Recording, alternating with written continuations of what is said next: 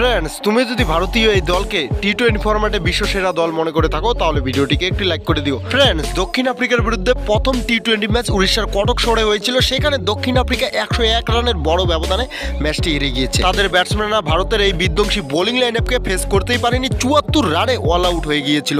তারপর ম্যাচের শেষে তাদের ক্যাপ্টেন অ্যাডাম মার্করম সূর্যকুমারের কাছে গিয়ে প্রথমত তাকে জড়িয়ে ধরে, তারপর তার পা ছুঁয়ে আশীর্বাদ নিয়ে এমন কিছু বলেন না যা শুনলে আপনি অবাক হয়ে যাবেন। তো কি বলেছেন ভারতীয় ক্যাপ্টেন সূর্যকুমার যাদবের কাছে গিয়ে?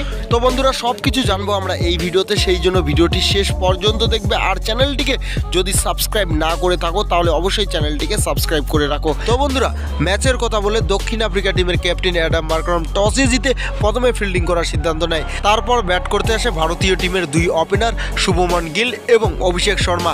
শুভমন গিল ইনজুরি থেকে ফিরে এসে প্রথম ম্যাচে 2 বলে 4 রান করে আউট হয়ে যায়। তিনি তেমনটা পারফরমেন্স করতে পারেন না। তারপর ওয়ান ডাউনে ব্যাট করতে আসে ক্যাপ্টেন সূর্যকুমার যাদব। আর সূর্যকুমার যাদব তিনি মাত্র 11 বলে 12 রান করে আউট হয়ে যান।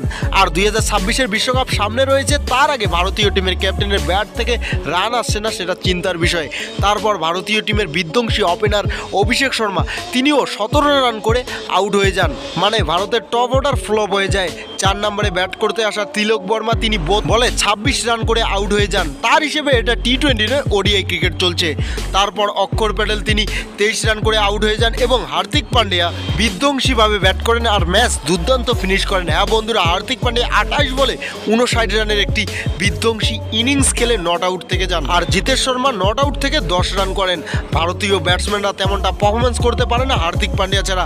আর ভারতীয় টিম 175 রান বানান 6 উইকেটের বিনিময়ে। আর তার জবাবে দক্ষিণ আফ্রিকা ব্যাট করতে আসে। আর দক্ষিণ আফ্রিকার ব্যাটসম্যানরা কেউ 25+ স্কোর করতে পারে না। যেমনটা গাছের পাতা ঝরে পড়ে তেমনি করে দক্ষিণ আফ্রিকার উইকেটও ঝরে পড়ে যায়। ভারতের বিধ্বংসী বোলিং লাইনআপের সামনে তারা টিকতেই পারে না। হ্যাঁ বন্ধুরা, তারা 74 রানে অল আউট হয়ে যায়। ভারতীয় টিম 101 রানের বড় ব্যবধানে ম্যাচটি জিতে নেয়।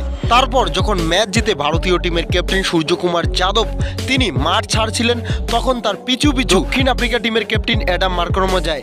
তারপর যা করে সেটা দেখে স্টেডিয়ামে থাকা দর্শক স্তব্ধ হয়ে যায়। হ্যাঁ বন্ধুরা, সূর্যকুমার যাদবকে প্রথমত অ্যাডাম মার্করম জড়িয়ে ধরেন, তারপর তার পা ছুঁয়ে আশীর্বাদ নিয়ে তিনি এমন কিছু বলেন যা শুনলে অবাক হয়ে যাবেন। তিনি বলেন, তুমি টি-20 ফরম্যাটের ওয়ার্ল্ডের নাম্বার 1 দলের ক্যাপ্টেন, আর তোমরা যে ওয়ার্ল্ডের নাম্বার 1 দল সেটা আজকে আবারও প্রমাণ করলে।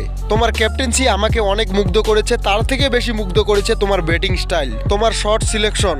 তোমার কাছ থেকে আমি অনেক কিছু শিখেছি। সত্যি কথা বলতে তোমাকে আমি মহান মনে করি, সেই জন্য তোমাকে জড়িয়ে ধরে পা ছুঁয়ে আশীর্বাদ নিচ্ছি। আমার মনে হয় শুধু বয়স নয়, প্রতিভা দিয়ে মানুষ বড় হয়। আর আমার থেকে তোমার কাছে অনেক বেশি প্রতিভা আছে, সেই জন্য তোমার পা ছুঁয়ে আশীর্বাদ নিয়েছি। তো বন্ধুরা, এই বয়ান দিয়েছেন দক্ষিণ আফ্রিকার ক্যাপ্টেন অ্যাডাম মার্করম। তার বয়ান আপনার কেমন লাগলো সেটা অবশ্যই আমাদেরকে কমেন্টে জানাবেন। তো এটাই ছিল ভিডিওটি শেষ পর্যন্ত দেখার জন্য আপনাকে অনেক অনেক ধন্যবাদ।